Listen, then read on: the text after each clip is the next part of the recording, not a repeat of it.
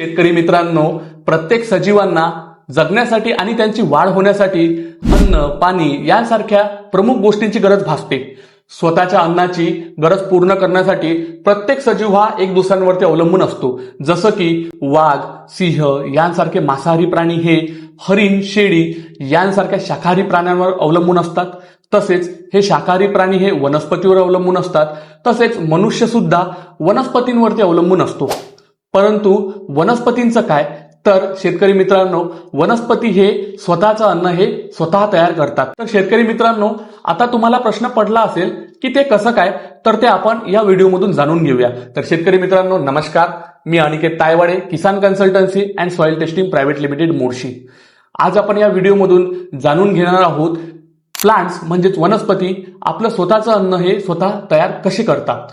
शेतकरी मित्रांनो, वनस्पती स्वतःचे अन्न हे स्वतः तयार करतात. त्या प्रक्रियेला फोटोसिंथेसिस म्हणजेच प्रकाश संश्लेषण असे म्हटले जाते.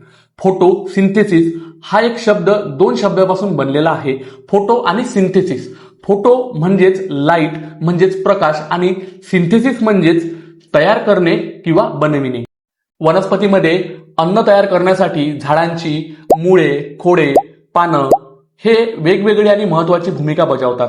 तसेच वातावरणातील कार्बन डायऑक्साईड, सूर्यप्रकाश, क्लोरोफिल म्हणजेच हरितद्रव्य, पाणी यांच्या मदतीने झाडे स्वतःचे अन्न हे स्वतः बनवतात. शेतकरी मित्रांनो, सर्वप्रथम आपण जाणून घेऊया झाडांचा प्रत्येक भाग काय करते ते.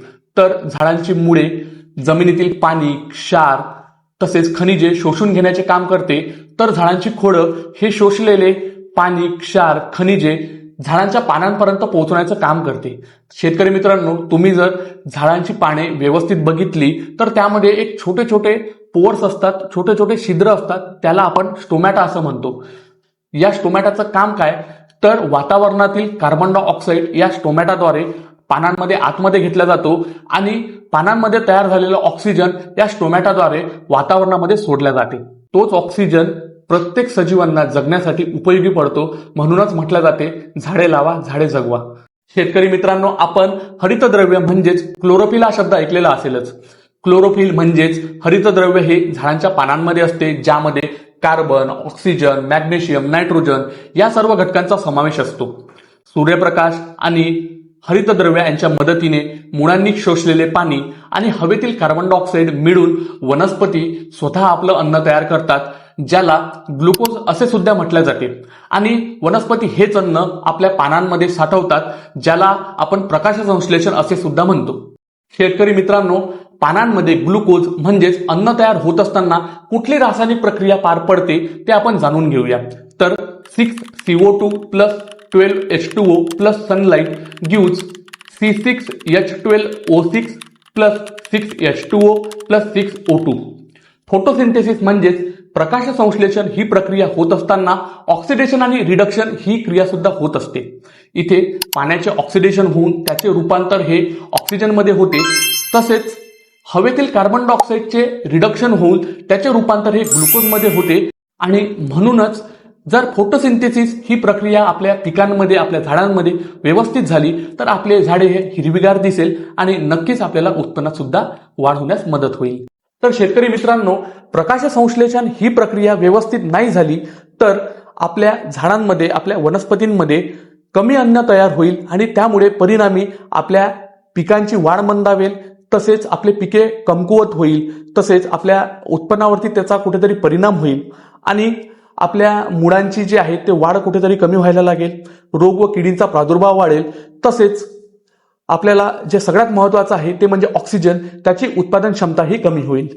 तर शेतकरी मित्रांनो, प्रकाश संश्लेषण ही प्रक्रिया व्यवस्थित असण्यासाठी काय करावे? तर सर्वप्रथम पाने हिरवीगार ठेवा. त्यानंतर नायट्रोजन म्हणजेच युरियाचे प्रमाण व्यवस्थित असू द्या. त्यासोबतच पाण्याचे व्यवस्थित व्यवस्थापन करा. आणि सर्वात महत्वाचं ते म्हणजे सूर्यप्रकाश. आपल्या झाडांना, आपल्या पिकांना योग्य सूर्यप्रकाश मिळू द्या. आणि म्हणूनच शेतकरी मित्रांनो, कुठल्याही पिकांची लागवड करत असताना योग्य दिशेने करा, तसेच योग्य अंतरावरती करा. जेणेकरून आपल्या झाडांना, आपल्या पिकांना सूर्यप्रकाश हा व्यवस्थितपणे मिळेल आणि परिणामी तिथे फोटोसिंथेसिस म्हणजेच प्रकाश संश्लेषण ही प्रक्रिया व्यवस्थितपणे पार पडेल.